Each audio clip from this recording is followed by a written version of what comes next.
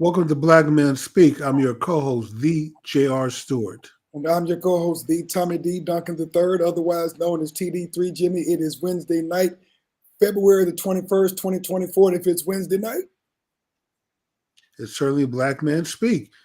So, Tom, let's give a big shout out to Liquid for providing our theme music.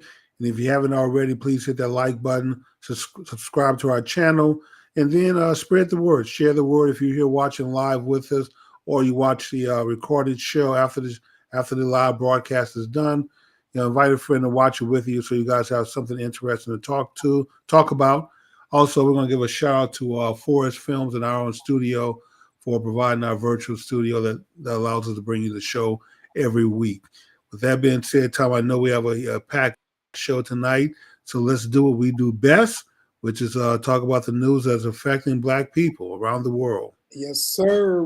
Our job is to make sure that our viewers are the most knowledgeable and intelligent folks when they go home or go to work, Jimmy. So let's get it on and popping. Of course, we're going to start off with our birthdays for this week, Jimmy. So we're going to start off with today, February the 21st. Happy birthday for everyone out there who has a birthday on today. And if you do, you share a birthday with Jordan Peele. Director extraordinaire, Jimmy. For those of you who may not be familiar with him, you probably know a couple of his films. Probably my favorite, Jimmy, was Get Out. Okay. But I didn't know he directed Get Out. I watched a lot of their little short videos, him and his partner, K&P. Mm-hmm. So they do a lot of little skits on YouTube. So, but I didn't know he directed Get Out. But happy birthday to you, brother. Yep, he directed Get Out. And then a more recent film, kind of, I don't want to say it's more of a scary film called Us as well. I don't know if you saw that one, but that was also one of Jordan Peele's films. So Okay. Happy birthday to him. Wow. And next. He won an Academy Award for it? You know what? I know he won it. I'm not exactly sure what category it was for Get Out, but I do know that they definitely did. Oh, no, Get Out was an excellent film. I mean, it was scary as hell to watch, man. Well, the scariest part about that, when you consider the advances in healthcare and technology, Jimmy, that was a little bit morbid because you're thinking, I could actually see this happening. Yes, because I didn't see it coming. And generally, I'm very good at predicting plots on movies, but yeah, I didn't see that one coming. It was like, wow. So it kind of blew me away a little bit. But yeah, very good movie. I enjoyed it. All right, next, Jimmy, one of my all-time favorites, not just in basketball but in sports. The Dr. J, Julius Erving, has a birthday coming up on tomorrow, February the 22nd. The man who pretty much put the NBA on his back, man, and carried it for a while until others could come along. But yeah, the doctor. Yeah, Jimmy. I mean, before, and again, most folks don't remember, as great as he was in the NBA, he had an all-star career in the ABA, which you younger folks have probably maybe have never heard of the ABA before it merged with the NBA. But before there was Jordan, before there was LeBron, there was Dr. J. And this is an effigy of him. It was high flying Dr. J. And I'm not going to say that he was the very first, but in terms of being as prolific, stylish, not just on the court, but off the court as well, Dr. J has to be among the originals. So happy birthday on tomorrow. For those of you who have a birthday tomorrow, make sure you give a shout out to him. He's always been a gentleman, very stylish, and one of those brothers that you revere. Next, Jimmy, on February the 23rd, we have the great entrepreneur and brand ambassador, Damon John. Jimmy, for those of you, and I don't watch a lot of TV, but, he spent some time on Shark Tank, Jimmy. Shark Tank, and yeah. So a lot of the young folks will probably know him from Shark Tank, but, he's been out there doing it on the grind for a long time. All right. But isn't he from fashion fame? Yes. Exactly. That's where he kind of built his wealth and kind of expanded from there, Jimmy. Next, we have who some consider to be probably pound for pound the best boxer in the history of the sport. That is Floyd Mayweather Jr. He has a birthday coming up on February the 24th. Well, last I checked, I think he's still undefeated. Yeah. So, Who else can say that? right. So even though he wasn't, the heavyweights, we have a tendency to, kind of following like the heavyweights, the Muhammad Ali's, the Mike Tyson's, the George Foreman's. This guy was kind of a lighter weight, but I guess when you look at the numbers, Well, Tom, and plus, the most impressive thing is that he got out with his health and that money. is true. A lot of those guys earn a huge amount of money.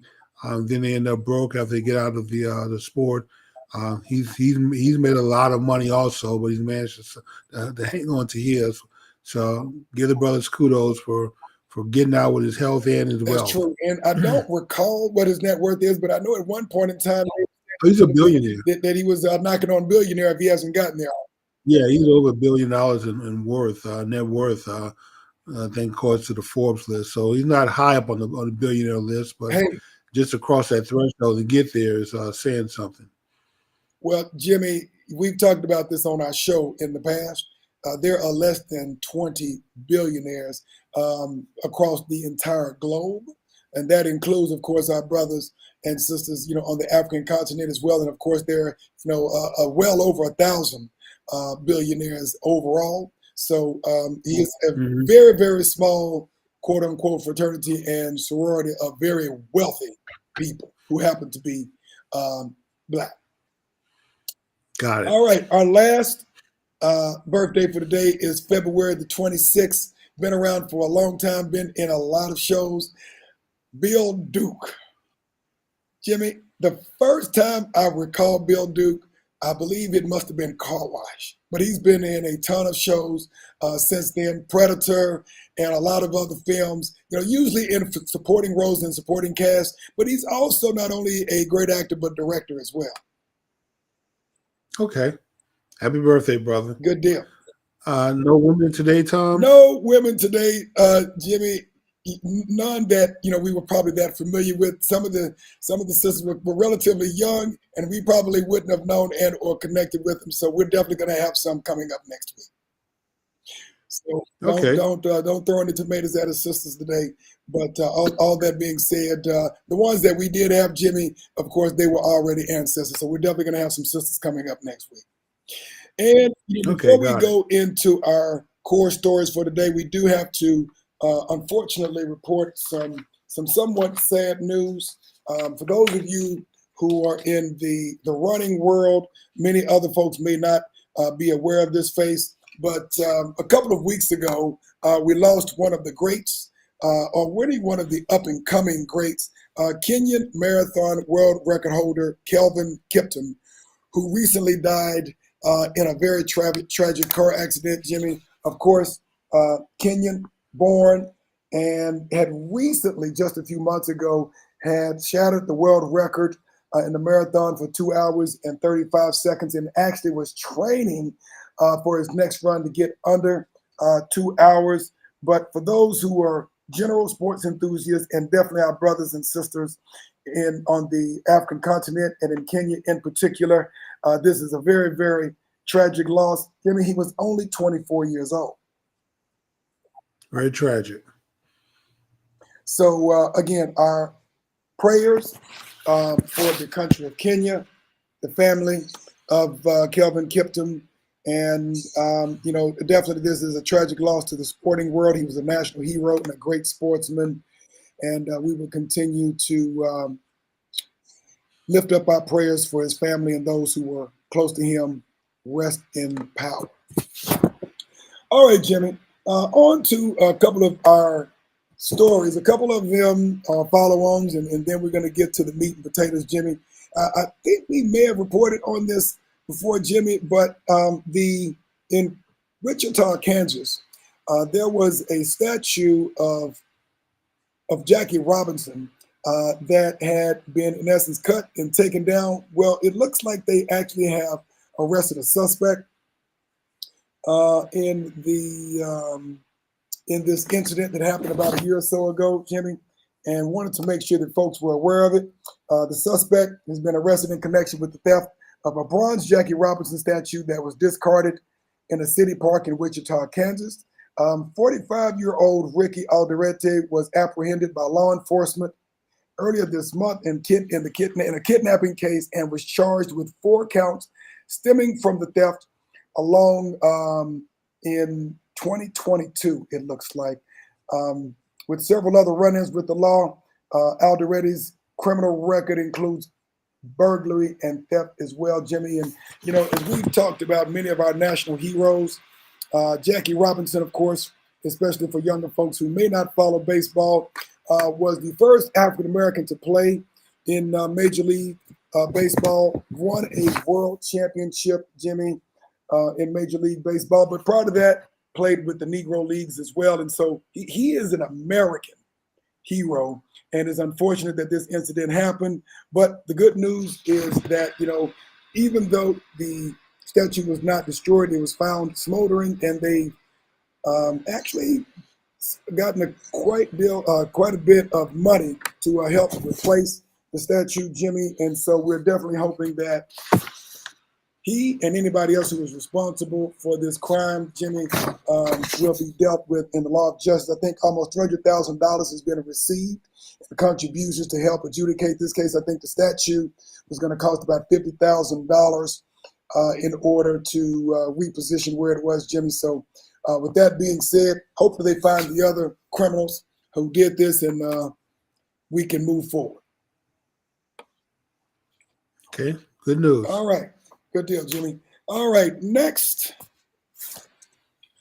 another interesting story, and I know we've talked a little bit back and forth on this with the call for reparations, and I believe we talked about this within the last year or so, Jimmy, that there are many committees around the country that are pushing for reparations at a local, state, and of course, time is election time. Of course.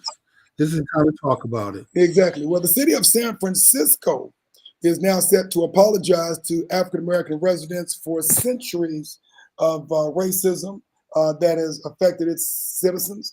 And on February the 14th, which, by the way, of course, was Frederick Douglass's birthday last week, members of the San Francisco Board of Supervisors put forward a 7-page apology resolution taking responsibility for the citizens' history of discrimination against its Black residents. The apology is among the more than 100 recommendations put forward by San Francisco's African-American Reparations Advisory Committee in a report submitted to the board and the mayor last year. The committee, which was formed in 2020, has also recommended a lump sum of $5 million to each of the city's Black residents. However, the mayor has expressed opposition to cash paying, saying that the financial reparations should be handled by the state and or federal government. And so this one. So we reported on this, Tom, the deterioration of the black support for the Democrat Party going into the election year. And pretty much if the Democrats don't maintain 85% Black participation in the election, then they're pretty much going to lose the national election, especially in key battleground states. And so this doesn't surprise me that we're in the midst of the election year, you're losing the Black vote.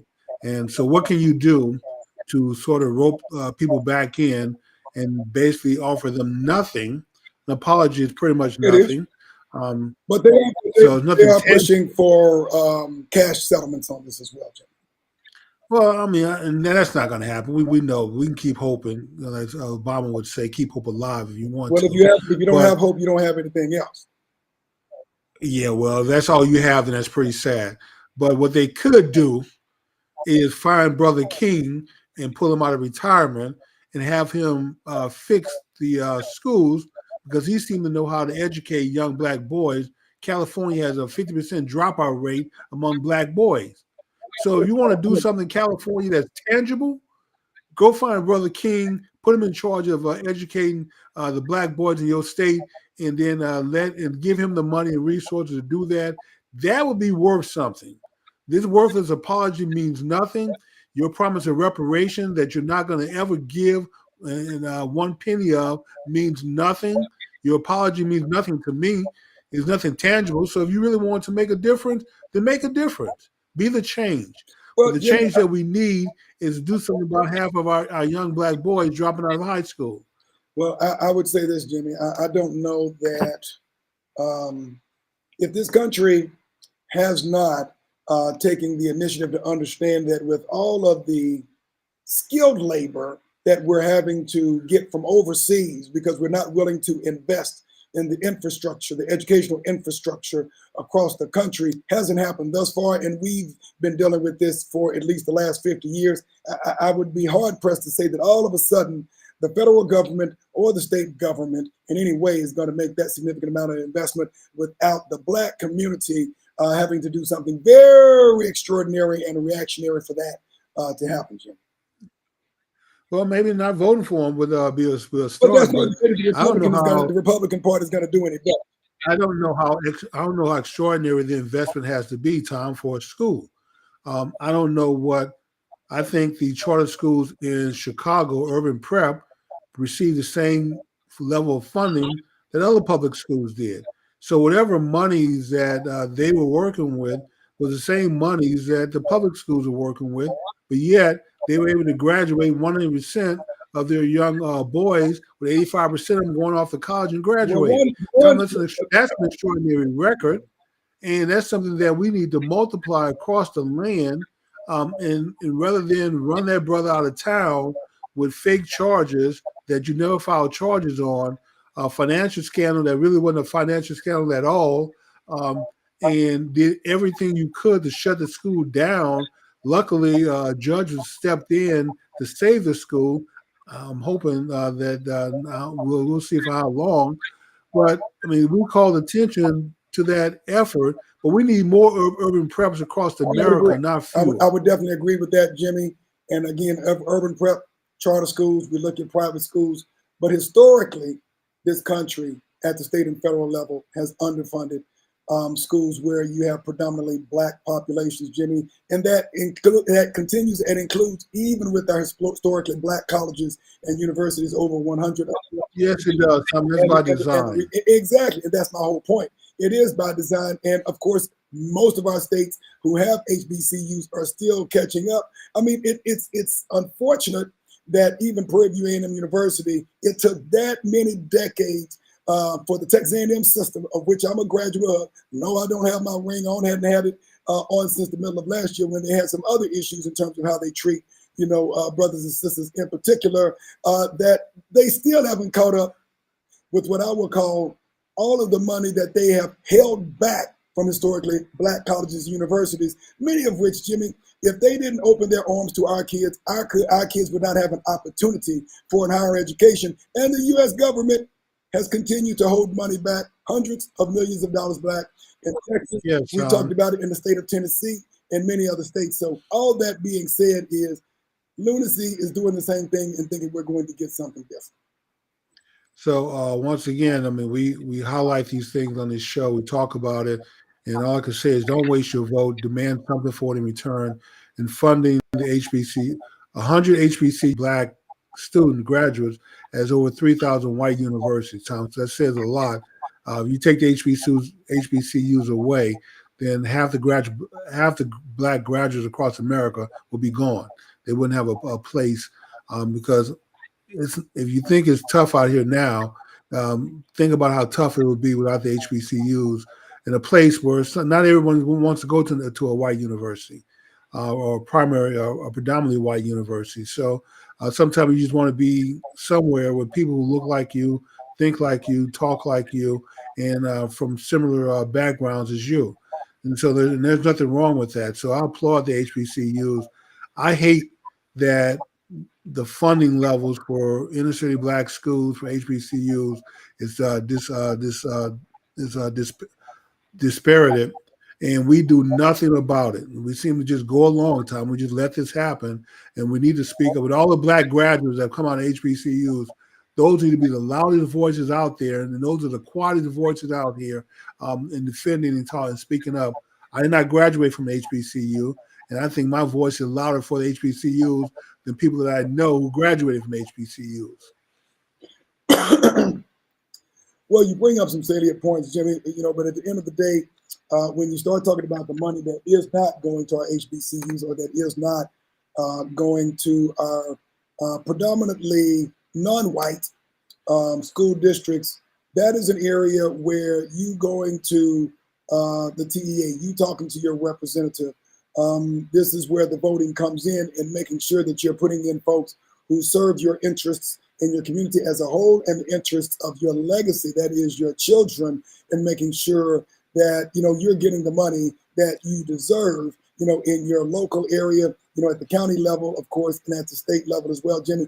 But if you do not ever take time to write a letter, call and visit, your state representative, your senator, if you're not going to school board meetings, if you're not going to PTA meetings, you're never going to get your voice heard. And I think that is where, unfortunately, too many of us lose out on the opportunity because we're not really paying attention to a lot of our local politics, Jimmy. I understand the sexy thing is the presidential election, the senatorial elections, but you got to be paying attention to your school board members, your council members, and other folks that are influencing dollars that are local to you, because I guarantee you they're going to have a greater impact on the economics of your situation than the president does. Okay. So do we have another story, Tom? I see another image here on the list. Of course, we got another story, Jimmy. There was an interesting and provocative story I found on this, and because we deal with a lot of international issues, even though we don't have an international story today, there is one, of course, that has international consequences. Okay. And I don't know if you saw this, Jimmy. I know you do a lot of perusing of the news, but the founder of Blackwater, basically a firm that carries its mission out in mercenary activities, Eric Prince, also a former Navy SEAL and brother to Betsy DeVos, who was the former education secretary under President Donald Trump, expressed some pretty provocative words regarding U.S.'s role globally. And I know we've talked about this on several times, but in essence, he said that if these countries overseas don't know how to govern themselves and they govern themselves horribly and don't represent the interests of the people, the U.S. needs to just put its colonialist hat back on. Basically, during a recent podcast, Prince said literally, in his professional opinion, many nations around the world just did not have the capacity to govern themselves, and the U.S. should swoop in, govern those countries instead, causing enough harm. We've been invaded. He said, you can pretty much say that about all of Africa. They're incapable of governing themselves. When the Coast warned them, people are going to say Prince is talking about going into colonialism again. He said, absolutely, yes. If you go to these countries and see how they suffer under absolutely corrupt governments that are criminal syndicates, a lot of them deserve better. We should just take over.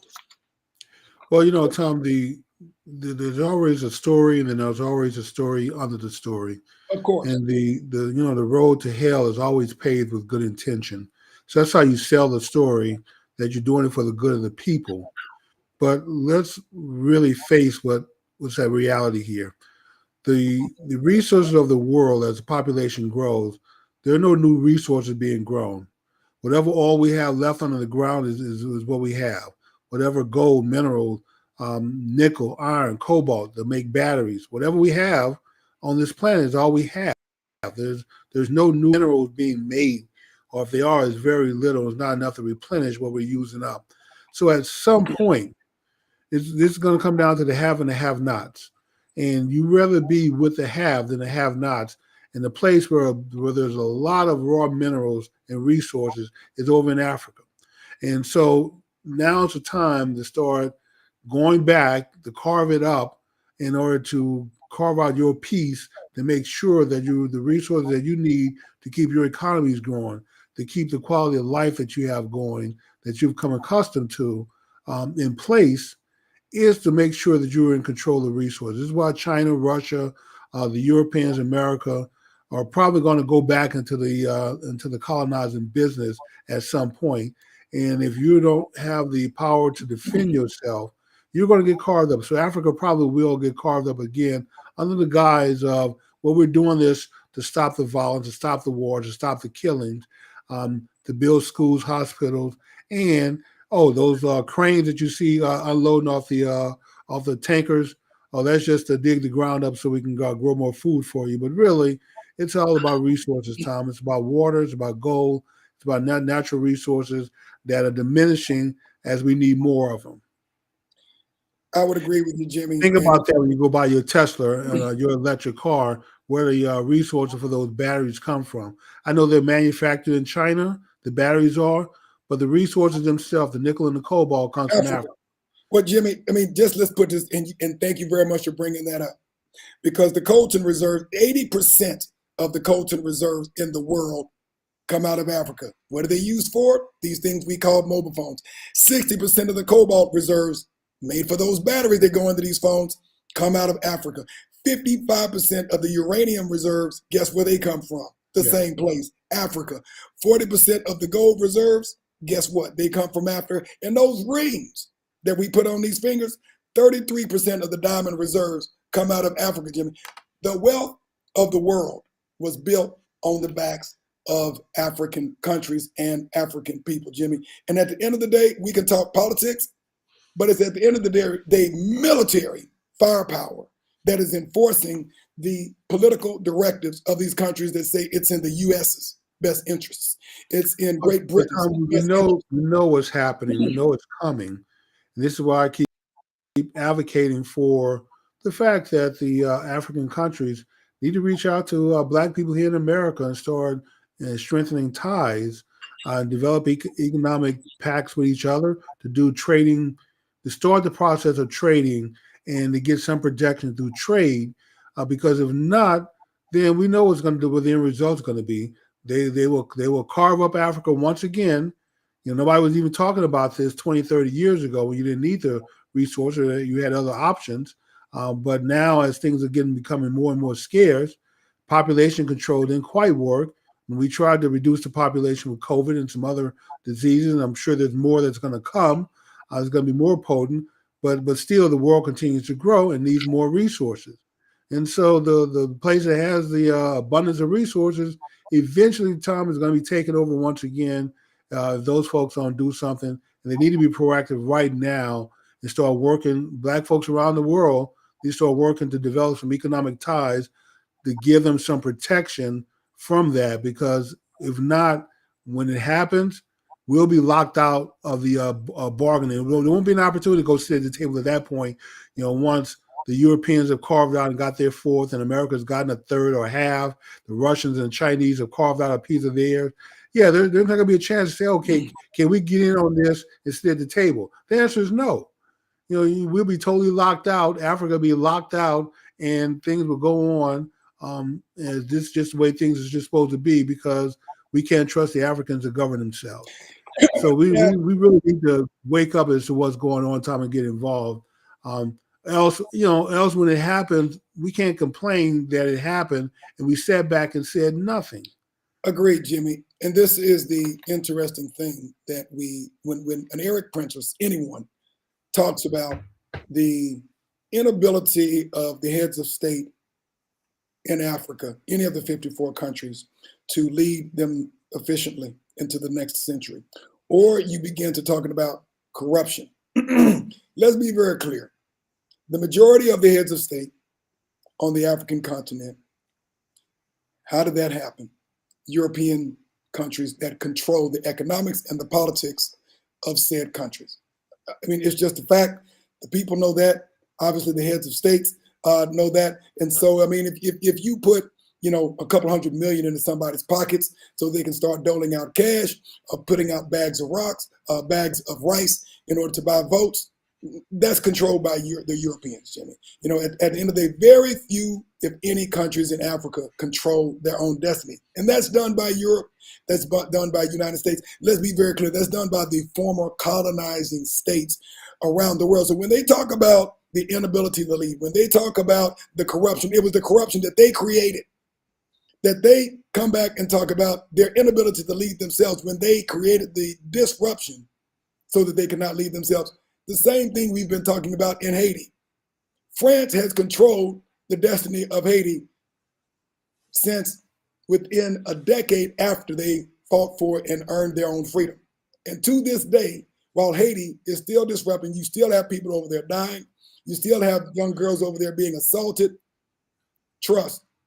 There are foreign forces, external forces that are still raping Haiti of its natural resources, the same that they do in Africa. Because after most of the African countries, with the exception of one Ethiopia, who was never colonized, All of their constitutions were drafted by who? The Europeans, so that they can continue to have carte blanche access to all of their resources at a dirt cheap price, so that they can refine it and then sell it back to them at a 10x price that, of course, they cannot afford. 10x would be kind, Tom. A lot of times it's 100x, and you know that they can't afford it, so you loan them the money to buy the refined product, and not only do you get your money back, but they're further in debt and owe you even more. So it's a vicious cycle, Tom. But once again, the answer to this is that we who have a few resources really need to, Tom, really need to start thinking about how to come together to pool our resources to build global wealth. It's not just building wealth here in America, it's building the ties globally, because it's not just black people in America that's catching hell. Like Malcolm X says, it's black people everywhere So, that's catching what hell. would your recommendation? And someone has to be the catalyst to start the change, to show that we can do this. We have $1.6 trillion in this country, but just among the black people here, and we give it all to white people. And we wonder why we're still on our knees begging for freedom. And the folks in Africa can't even stand up because they don't have the right to even stand on the ground that they own. Their land is not even theirs. It's already been carved up and owed to everyone in the world. So, Tom, this vicious cycle is a bad thing. And once again, while we're asleep, allowing this to happen, because we benefit from the quality of life because we live in the West, but that doesn't mean that we necessarily have to go along with what we know is not right. I would agree, Jimmy, but the question is, what is the path and what is the recommendation? Most recommendations, we've got to work together. Most black-owned businesses, small, on average, I think we quoted these statistics on our show several times, maybe $50,000 to $60,000 on average, with the law, which 95+% of black-owned businesses are very small businesses. And so when you start talking about creating these partnerships on the African continent, when you talk about the billions of dollars of wealth potential in the coltan, in the cobalt, in the diamonds and things of that nature, where do you begin to create that track record? Because those are the types of businesses that, unfortunately, the majority of us in the United States do not have interests in. Tom, a few years ago, when I started to get into the clothing business, I bought into a little factory for a few $1,000s. And they make textiles, dyeing machines, embroidery, so on and so forth. But this whole operation probably cost about $30,000 to put together. And are you telling me that we couldn't scrape up $30,000 to set up a clothing factory Not saying that at all. In Africa, where they can do the same thing? I mean, the folks who work in these factories sew and put clothes together for manufacturers around the world. It's just branding. And so we buy clothes, and I'm pretty sure we can come up with our own lines of clothes. And there's no reason to go to China, Indonesia, some of those Asian. Vietnam is a great place for cheap labor. Well, hell, you can get cheap labor in Africa. Not Africa. That's Vietnam, not the African continent, though. When you right, but the same thing can happen with small economic investment in Africa to do that. Find countries that are stable, a little money. We have trade representatives going over to Africa all the time with the U.S. Black Chamber of Commerce. These are the things that we should be pooling money. We shouldn't just go over there with our hands out, trying to get money from them. They're trying to get money for us. We should go over there with cash in hand, ready to invest. That here are the things that we need. We need manufacturing. We need cheap labor, and we need these products shipped over to America so we can sell at retail, so we can provide our own clothes, our own whatever. I mean, whatever the things that we need, I'm sure we can have it made. Just like you can go to Alibaba and find everything that you want, imaginable, made up for you. We should be able to go to Africa and do the same thing. Gotcha. Well, you got to start someplace, Jimmy. You start small, you scale, and to that point, I would agree. Before we go to our next story, Jimmy, let's acknowledge a couple of our folks on the chat line. Sure. Thank everybody who joined us thus far. We got Miss Audrey K. Booker. Good evening to you, cuz and madam, out of the Dallas-Fort Worth area. We thank you for continuing to support our show. Of course, our good friend, Saw Al Kabulon. Make sure that you Uncle Asar. Exactly. Uncle Asar. Make sure that you watch his show as well. Pan-African Genius, everything Pan-Africanism. Thank you for supporting and joining us as well this evening, my good brother. Miss Chastity Christian out there fighting a good fight, educating our children so that they have the best future, aware of them as well. So I want to thank you. Toughest job in America. Boy, you trying to tell me. We got KJ, my good friend, our fraternity brother out of the D.C. metro area. Thank you for joining us this evening. Miss Celia Reese, good evening to you as well. I want to thank you. In the house. Exactly. Celia in the house. And Miss Tanya Hall of KGGR Radio. Get all of your local news on KGGR in the morning and afternoon. And we want to hear from you on these and the next stories that we're going to have, because we're going to definitely want to get your opinion. This is your show as well as ours, Jimmy. So let's move on forward. But this is we're our faithful lawyers today. We need some of our lawyers on the show so we can get some feedback. This is the next story. We're going to deal with some legal issues, and now that we have a show that pertains to a legal matter, none of our lawyers have showed up today. All right. Well, maybe they'll show up within the next 15 to 20 minutes, Jimmy, and they could give some sound counsel. But I think anybody who's probably breathing and watching the news and or watching or looking at the news, of course, knows about, I guess, really over the last couple of years, the trials that former President Trump has been going through. And now it's Fani Willis, who is the lead prosecutor in the state of Georgia. Obviously, there's some other trials. We're not going to deal with that right now. But Fani Willis, who is the DA in Fulton County, is on the hot seat right now because of a alleged conflict of interest as the lead prosecutor in this case, Jim. And I know everybody has been either watching this and or at least getting some of the news on this, Jimmy. And so it's been pretty interesting. Let's get started. Okay. And so, Tom, let me say this, because one of the chief things that I hear from people who want to support Miss Willis and Mr. Wade is saying, well, what difference does it make, really, in the bigger picture? Can they still conduct a fair trial and do their job with this going on? And the answer is probably yes. But here's the thing, is that when the government is coming after you with unlimited resources just about, and they can take your wealth away and they can take your freedom away, it's imperative for us to have trust in the system. When we have bad cops out there making bad decisions and they have guns killing people, we speak out against that. We lose confidence in the system from having bad cops out there making bad decisions. And it's the same way with the enforcement of those laws, the prosecutors, the judges. These people need to be people that we trust are going to make good decisions. A prosecutor who's getting involved with one of her employees or contractors, he works up under her. When she campaigned on this, because her predecessor did the same thing. She said she would never do this. Not only did you do it, but you did it with a married man. And so the question is, are you making good decisions in life? And if you're not making good decisions in your life, how do I know you made good decisions when it applies to my life and whose freedom you're trying to take away from me?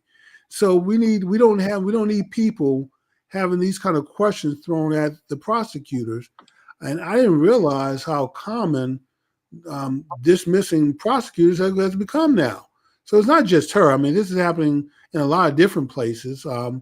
But on a high profile case, like you're filing a RICO case against 20 of the most powerful people, 19 of the most powerful people in Georgia, and a former president, you know that the attention, the spotlight is going to be on you, that people are going to come after you. And Tom, here's the other amazing thing to me, and I'll get your comment on it. This is a close-knit fraternity sorority group of people. They all know each other. They're all friends. They all know each other, rumors and dirt and innuendos and little secrets. And so you can't go after your friends like this when you have skeletons in the closet. What say you? Well, Jimmy, I would say this. I mean, it's a mixed bag in terms of the innuendos. Obviously, they have acknowledged that they had some type of personal relationship, and really the biggest question is, can you be fair and unbiased and do your job basically as a DA in Fulton County in this particular case. And you're right, Jimmy. These folks do know each other. I mean, prosecuting and defense attorneys, they go into a court, they adjudicate over a case, and then they have cocktails, drinks, and or dinner afterwards, pretty much like politicians on both sides. Yeah, they campaign for each other. They donate to each other's campaigns.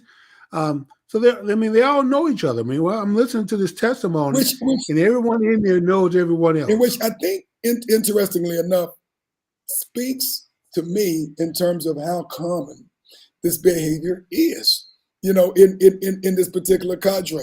And so just like you have folks on different sides of the political aisle who are friends, even though they may be carrying, one has a donkey and one has a Republican, they're good friends afterwards. They have cocktails, they have, they're all good friends. Just like some of the defense and the prosecuting attorneys went to school together, were buddies, probably partied with each other. They know with each other. And the reality of it is, because this is a high profile case, that's one of the reasons why we know about it, because quite frankly, if this had to do with someone that we could care less about, we wouldn't be having this conversation. It wouldn't be an issue, Tom. Yeah, it wouldn't be an issue because the average person doesn't have the means to bring this kind of scrutiny to a prosecutor. But here's the other thing, Tom, is that I'm listening to Mr. Wade while he was testifying. And of course, they have something called an interrogatory, yes, which is a questionnaire from another lawyer. It's sort of like an affidavit. You fill it out and you sign it and swear that the answer is true. Right. And so he was asked if he ever cheated on his wife. He said the first response was no, never cheated on his wife, even though he's having an affair with Miss Fani. And let's not leave out the context here. In 2021, he did file for divorce as well. He did. Okay. Yeah. So here's the thing: is that Tom? Let's not leave out the context there. So when he filed that paperwork in court, he was lying. When he said he hadn't had an affair, hadn't slept with anyone else outside of his marriage, and then to come back and say, well, in 2015, my wife cheated on me, and we agreed that we were going to get a divorce once the children went off to college, and so in my mind, the marriage was over with at that point. So I wasn't really lying when I said I hadn't had an affair outside of my marriage. But here's the thing, though, Tom, is that you are a judge, you are a prosecutor, and you are a lawyer. If anyone, and not only is he just a judge, he's giving classes to junior judges, on how to be a judge. And there's no way in the world you would allow someone to come in your courtroom with a flagrant answer like that, oh, well, when I robbed the bank, I didn't think I was robbing the bank because I had money in the bank. I thought I was just getting my money out of it or taking an unofficial loan. Your state of mind as to what you think your legal status is in your marriage is inconsequential. You're a lawyer, you understand. Even lay people know that if you got married with a marriage license, you got to go file for a divorce and have a judge or somebody, justice of the peace, declare the marriage null and void to grant you that divorce before you are legally not married. And he's sitting there playing word games, making us look bad, making me look bad, especially. How's he making you look bad, Jimmy? Well, Tom, maybe more than me because you have a bald head like him. My hair is not totally bald, although I'm getting here. But he's making bald men look bad. You just letting it grow out, Jimmy. You're letting the hair grow out. Huh? You just letting the hair grow out into a fro, Jimmy. Man, I'm trying to. It's not cooperating. But that's my point, Tom, is that as a prosecutor and the judge, he wouldn't allow that to go on in his courtroom. So don't play smart like that. Don't make yourself look bad. If you made a mistake on, just say I made a mistake. Or if I was trying to cover up, trying to keep what was going on private, just say that and move on. And of course, whatever disciplinary action is going to happen for filing a false claim with the courts, deal with it.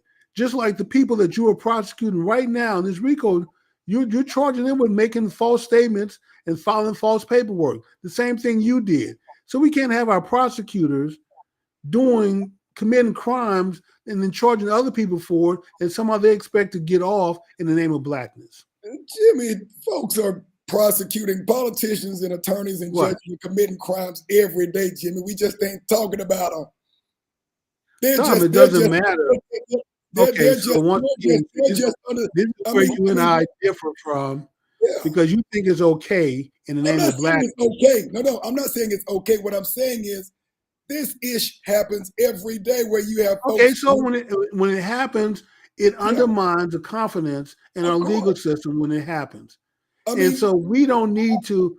If you're going to be doing this like everyone else, then don't hide behind blackness when you get caught, because other folks who are not black can't hide behind whiteness to get out of this. So yeah, prosecutors get challenged this way, and I didn't realize, 'cause I thought it was very hard to kick a prosecutor off a case, but evidently it's not that difficult when you have the goods on them. well, it's probably with this high of a profile case, obviously that factors into it. And obviously it's a sister who is the DA, and that has a part of it because quite frankly, if the demographics were a little bit different, we probably wouldn't even be talking about this, Jimmy. We would We don't not be need to talking talk about about it, DAs making bad but it's not decisions, Tom. Wade, but it's not Wade who was on trial. It is Fani Willis who was on the trial, and she wasn't married. No, she was not married, Tom. She was fooling around with a married man, and But not only a married she man. wasn't. But she wasn't married. No, she wasn't. But It's Tom, not her. It's not him. It's not this him. is someone whose paycheck you sign, Okay. and so it comes into question is, if you weren't trying to find a case for your BF to work on that he can bill the county a bunch of money and get paid, would you have brought the charges? So we don't even know now, because now they're making it look like the only reason you file the charges because it's going to be a nice case that you can build and be a contractor for years to come as this thing gets drawn out. Of course. Isn't that what every attorney does? No, Tom. I don't know if that's what I mean. If you have someone that can hook you build up like their that, fine. careers. I mean, big time lawyers build big time careers on big time cases, Jimmy. That's true, Tom. And that's another good reason that this is another reason that adds fuel to that argument. Your predecessor in his office, nobody in that office, and he would not take this case. So this case was handed to you when you became, you were elected. And nobody in your office, none of the staff prosecutors would touch this case. You had to go out and hire contract lawyers to bring in to prosecute this case when nobody else would take it. One of the best lawyers in your state, the former governor, you even reached out to him trying to hire him. But he admitted he had a conflict of interest and he couldn't do it. He admitted he had a conflict of interest. Okay, now maybe he couldn't do it, but I'm pretty sure he was enough. He knew enough to know not to take this case either. It was a weak case to start with. And so if you're going to bring a high-profile case like this, it needs to be winnable. What was a weak case? The whole RICO case, this whole thing, she wrapped it all up into a RICO charge. And RICO laws were designed for the mafia, to go after and take down mafia bosses. And there's no way you're going to make an argument that Donald Trump was supervising all these people and having them do. She should have charged each one of them individually and not try to wrap this up in one big bow. Because with a RICO case, if you can get a conviction against one, if you try to do almost 20 independent charges, Jimmy, everybody's going to be retired by the time that's over with. I don't know, Tom. Hold on, Tom. 20 independent charges. They file 20 independent charges every day against people in that county. I'm saying what are you talking about? Not these types of charges. You can't say that, you can't compare this to like a minor misdemeanor, Jimmy. It's not the same. Okay, but to wrap it up in one boat on the RICO was a stretch. Gotcha. And a lot of legal experts have said that was a stretch because she doesn't have the goods. And this is how we know she don't have the goods, Tom. She's already gotten 4 people to plead guilty or to accept a plea deal. But the plea deal doesn't involve any admission of guilt, doesn't involve any finding of guilt. Right. And once the probationary period is over, the whole thing will be expunged. And 3 people have said they just took the deal just to get rid of the legal charges. They were going broke paying lawyers to defend themselves. And then all you've gotten out of the plea deal is a letter of apology. 2 of the attorneys that took the plea, they just wrote a one line, "I'm sorry to the state of Georgia." Sign. Here's your apology. And that's it? Are you telling me that this was some major RICO grand conspiracy? All these people, in some big conspiracy like the mafia, and all you've gotten out of a plea deal is a letter saying, I'm sorry, signed whoever the person was, not even saying what they're sorry for. Come on, Tom, this is and so this was just poor judgment on her part. It seemed like since nobody else was willing to take this case from her office and from her predecessor's office, none of the staff prosecutors, which I know they have them, you talking about a whole high-profile case? Everyone wants a high-profile case they can win. This will put you on the map, and none of the staff prosecutors want to take this case. You got to go out and find a contract attorney to try to bring them in to try to do this case. That lets you know right there that maybe there's a problem. And the fact that your BF is benefiting from this, and now you having to lie about, when y'all started dating, when you broke up. He's lying about, who's lying when they started dating? When did she lie about when they started dating? Well, the lie was that he signed the second contract, the contract he's working on now, after the charges that have been filed, or after he signed the contract and then they got involved. They wasn't romantically involved before he signed the contract. Right. But okay, but that's a lie though, because you were involved before. They knew each other. They knew each other. They were associated. No, Tom. You missed the very first witness who worked in her office, the whistleblower, who testified that back in 2019, they were going out on dates, holding hands, hugging, kissing. They were romantically involved back then. The lawyer, Mr. Brady, Brady, whatever his name is, I apologize, I'm not good with names, but he did everything possible to not testify against Wade, invoking attorney-client privilege, which a judge gave him a lot of leeway on, going all the way back to the point when they just had a conversation about getting a divorce. Not a letter of acknowledgement, not a contract, no money exchange hands to show that you were legally his lawyer. So the judge gave you leeway to go way back. But even with that, Tom, he had sent out text messages testifying to what he knew about the two of them. And so even though those text messages didn't come out in court, they have something what they call in camera, which means that the judge is going to take it in his chamber. But the judge, pretty much after the case concluded, was going to order him to come into my chamber, show me the text message, and tell me what you know. So yeah, you can break privilege to me, but you're not going to break it in public, but you're going to break it in private, but you're going to tell me what you know. And and the lawyer knows. He has the goods, the text messages that he fought to get out, keep from getting out. The question is, given and Tom, how did Wade reward him for doing his best to protect Wade? You're going to out the man about his sexual assault. You're going to out the man how he got kicked out of the law firm, and now he had to use whatever money he had left in the escrow account to pay out somebody for sexual assault, and then even hint that maybe there's a second person out there, some Alexis Rodriguez, that he may have assaulted. You put all of that man business about him when the issue is there. But let's do this, Jim. We got a couple of comments on here, questions, just to make sure that we are because we asked our chat to get involved, and so they're getting involved.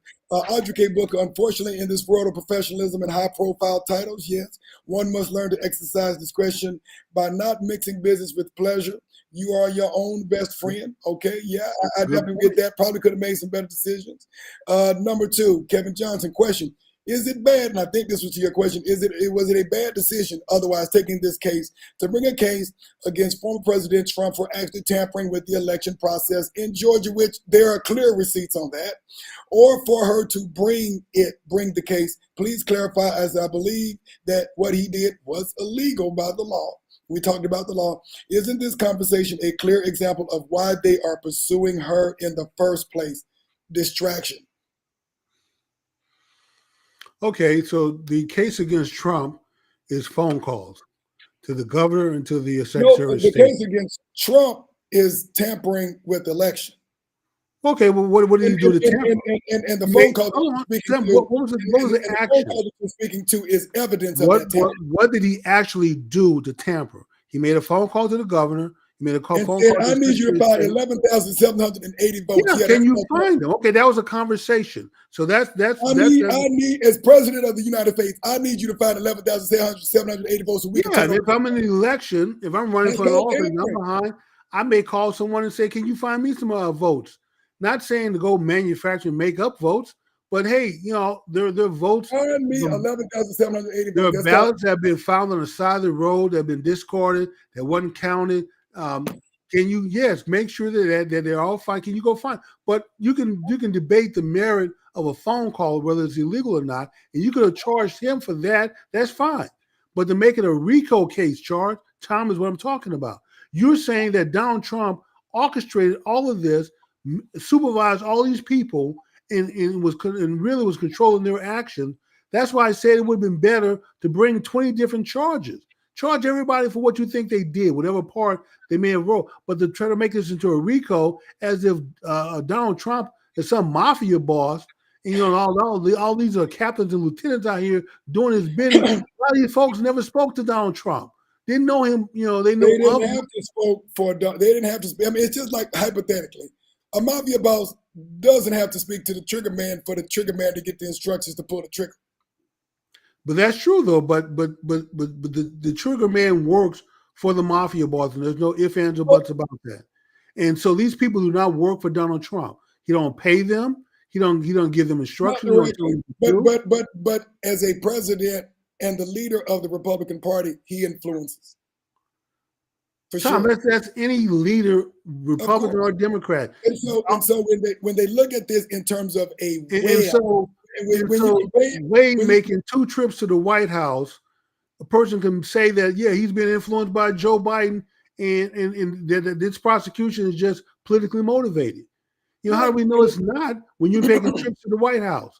What involvement with the White House at this point have to do with a state case, a county case for election interference? They have nothing to do with it. He was trying to turn over the vote in the state of Georgia. That's the whole point. He was trying to turn over the election. He was trying to turn over the electoral college. Okay, what is the White House doing involved now? When Wade, the chief prosecutor, has made 2 trips, and we know he did because he billed the county for him, to the White House to talk about the case. What does the White House have to do with this case? Are we talking about the White House today? The White House today, that is a state issue, not a federal issue. That's why. Thank you. So why did Wade make 2 trips to the White House then, if this is a state issue? What was he coordinating with the White House about? If this is a state issue, like you just said, what was the 2 trips to the White House about? Jimmy, you tell me.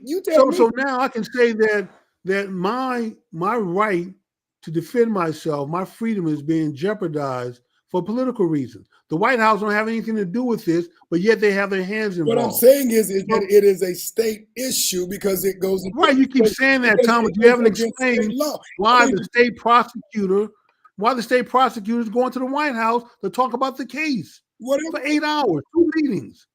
Jimmy, unless you have privilege that conversation, you tell me why they were talking to him about it. The White House is claiming privilege, but we know he went to the White House because we have the reimbursement he billed the county for. He admitted that he went to the White House twice. Okay, but can you say for sure what his trip was for? Do you have access to that information, Jimmy? Tom, I mean, if not, we do not. So you think it's okay for the chief prosecutor to go to the White House to coordinate a prosecution of the president's leading opponent, but the president at the time making a phone call to the Secretary of State and the governor to say, find me 12,000 votes is illegal. He's not on trial. Who? The lead prosecutor. I mean, Wade is not on trial. No, he's not. But the question is, Thomas, that did he make good decisions? Well, see, here's the thing.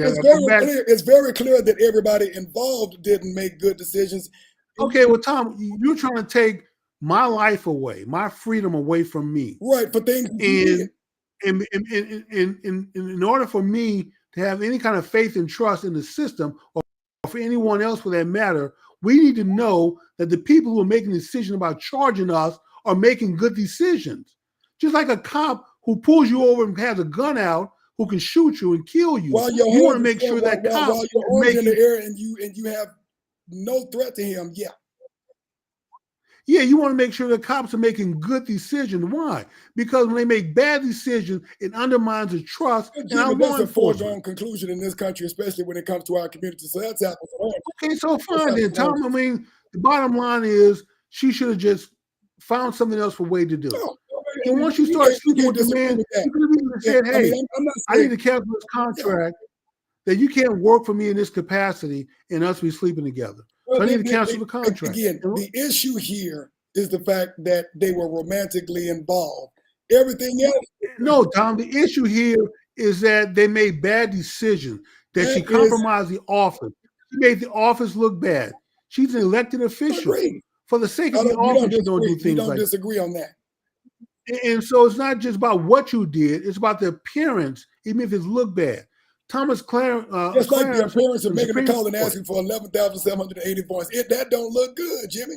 Okay, if that's a crime, then charge him for that. And that's what he's being we charged can for, deal trying with to it. turn over the next. Charge him, no, Tom, he's charged with RICO. He's charged with being the godfather of some organization. Ultimately, turning over the election is the reason he's in this situation, Jimmy. And Okay, Tom, then fine. You know what? It will go to trial. Actually, it's going to get dismissed. They're not going to find another prosecutor. If they're kicked off the case, nobody else who looked at this case is going to want to take it. You may be correct. So the charges will be dropped. And that says a lot about her decision-making right there, that nobody else is going to take this. And then even now, Tom, all the hot water that you're in, all the publicity that you could have easily just dismissed and say, you know what? I'm going to step away from this myself. Mr. Wade's going to step away from it. We're going to take ourselves out of the equation. And then, let the other two prosecutors, I hire somebody else, and then the case goes on. But no, Tom, she still hasn't removed her BF, who's still billing the county. And you know what? One lawyer makes $65,000. The second lawyer, who is a RICO expert, made $93,000. Wade made $650,000. The two of them combined, he still made 4 times more money, although she's making public statements about how she paid them all the same. You know what? She's just jacked this up and made bad decisions. And I'm sorry, Tom, if someone like that is making bad decisions, charging me, hey, I need to know that you have a right state of mind. Not only the county prosecutor, but even your chief prosecutor talking about in his mind he wasn't married anymore. And he knows better. He's a lawyer, prosecutor, and a judge. A judge, Tom, talking about in his mind he wasn't married anymore, even though you wasn't divorced. That's the man you want to make a decision about your life? Jimmy, Really? I can't disagree with you in terms of the circumstances, but if we inflate this to a much higher level, we have a lot heck of a more at stake when we talk about someone making poor decisions, wanting to leave something.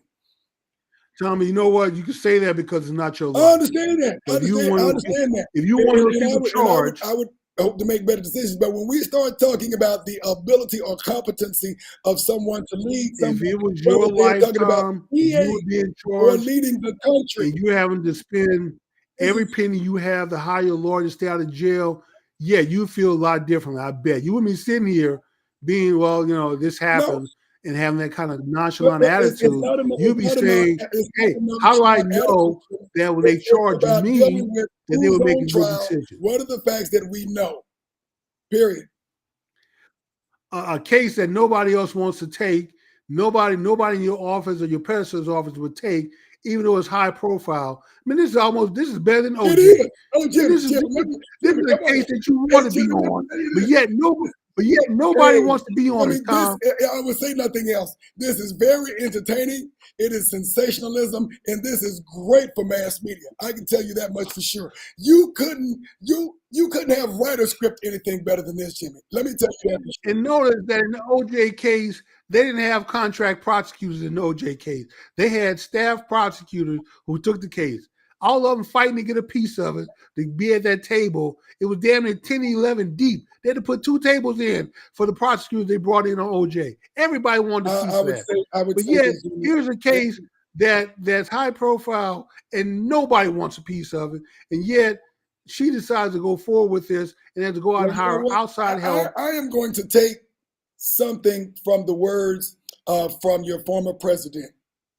Bad PR is better than no PR. So, just like bad PR, good PR, it's all just like good, Nikki Tom. Haley, just like Nikki Haley's doing, she's gonna hang on for dear life as long as she can, because they ain't gonna forget her name after this.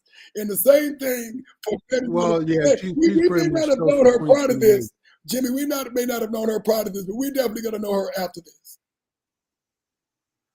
Who? Fani Willis. No, Fani? Unless you were in Georgia, you didn't know who Fani Willis was.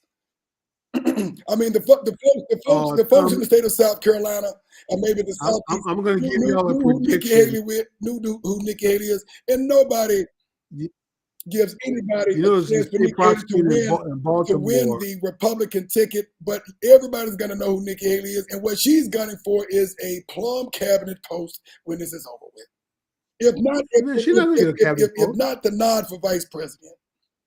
Tom, Nikki, but Tom, I don't know what medicine you. Hopefully, you're taking some science medicine. I mean, again, Nikki everybody else with some common sense has bowed out and said, Nikki Haley there is no path for her will not be VP. Nikki Haley will not be VP. She will not have a cabinet post. I already know this, Jimmy. But what I'm saying is, she has an agenda. So let me close. She has an agenda. Let me close with this. The state prosecutor in Baltimore has recently 2 convictions, perjury and mortgage fraud, and who's going to be on her way to jail. So let me say this. In 2 years, this is my prediction. Okay. So you guys can call me on in 2 years. Write it down. Listen up closely, because I have a track record of being 99.57% accurate.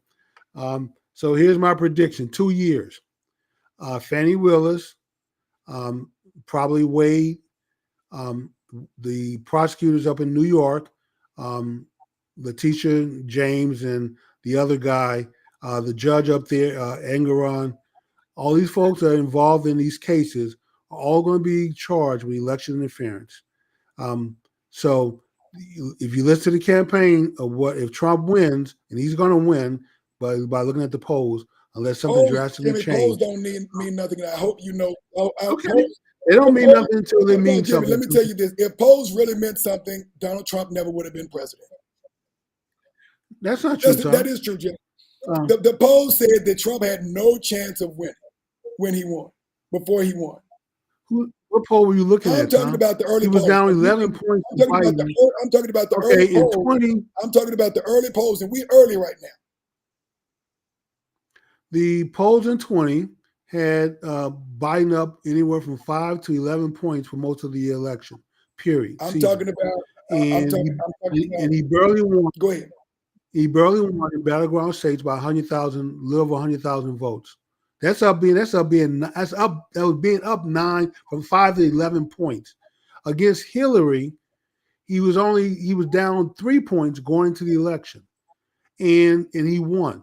So unless Biden can somehow pull out a 12-point lead between now and next November, even Hillary with a 3-point lead in the polls was not able to win. She won because California, New York, New Jersey, Oregon, Washington, all those states with a high population that's going to vote for Biden, that's where you get your lead. But the middle ground states is where you need to pick up votes also. But you need double digit nationally for a Democrat to win.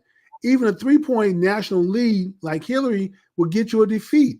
And right now, Biden is down 5 or 7 points nationally. He's nowhere near having a 12-point lead. So if this holds, but anyway, I don't want to talk about the polls. If Trump is elected, and it's about 10 minutes after, so we're about to if Trump is elected, here's my prediction. All these folks we're talking about are going to get rounded up. They're going to get charged with a bunch of federal charges for election interference, because the logical reason is that you're only doing this to interfere with the election. You're coordinating with the White House. That makes a conspiracy. And the big man, the big chairman at the head of this organization, his crime organization, is Jim Crow Joe Biden. And so don't be surprised when they start rounding all these people up in 2 years and then bleed them dry fighting these legal cases against the DOJ. So you've opened the door to weaponize the DOJ against an opponent, and guess what? When the power shifts, don't be surprised when the same thing happens, except Trump's going to do it on steroids. whoever agree. his I agree. Whatever secretary he is, does, attorney of general course. is, it's going to be scorched earth. That Donald, person is Donald, going Donald, to go after, Donald huh? Trump is extra. So yeah, I agree with you on that. He is extra. So anyway, good conversation if he about snatch Fani. somebody's points, he gonna snatch it. Only the way that he can do it. So anyway, what's good for the goose has to be good for the gander. So if they could do it against Trump, Trump should surely be able to do it against Biden and his cohorts of co-conspirators. With that being said, Tom, we're way over Yes, we are. time, and we really need to bring Fani back. I told you we could have did a whole show on Fani. I understand. 2 segments was We'll not see. enough time. We can't let her be the only game or the only news in town. We got to Well, cover it. now we need to wait for the There's some decision. case left, Jimmy. So I'm pretty sure there'll be some. No, I'm saying when the judge makes a decision, Yeah. we should maybe come back and revisit the topic when he makes a decision to see what things are. So, and hopefully we'll have a few of our attorney friends on the show at that time. So, but anyway, Tom, let's go ahead and wrap it up real quick. Say what you're going to say. I'll give you the last word. All right, folks. We hope you enjoyed the show tonight. We want to thank you for supporting us. Continue to fight the good fight. And you know what? The best vote that you can have is an economic vote, because as they would say, a dollar spent is a political statement made. Good evening, everyone.